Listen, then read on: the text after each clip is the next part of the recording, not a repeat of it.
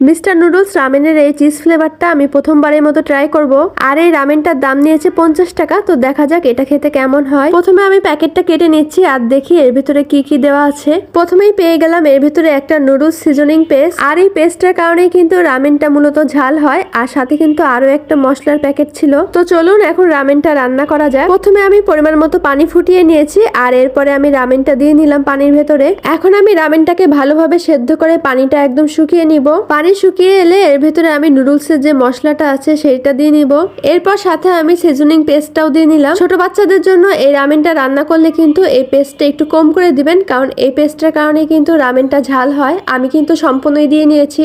এরপর সব মশলা ভালোভাবে মিশিয়ে নিলেই কিন্তু আমাদের ঝটপট রামেন রেডি। এখন দেখা যাক টেস্ট করে কেমন হয়েছে খেতে। তার আগে মিস্টার নুডলসের রামেনের এই ফ্লেভারটা কে কে ট্রাই করেছেন অবশ্যই কমেন্ট করে জানিয়ে যাবেন। আর এই রামেনটা খেতে কিন্তু আমার কাছে বেশ ভালোই লেগেছে। আমি কিন্তু এক্সট্রা কোনো কিছুই দেইনি। প্যাকেটে যে মশলাগুলো ছিল শুধু ওইগুলো দিয়ে রান্না করে নিয়েছি। সাথে যদি আরো কিছু সসেস ডিম অ্যাড করা যেত তাহলে কিন্তু খেতে আরো বেশি ভালো লাগতো।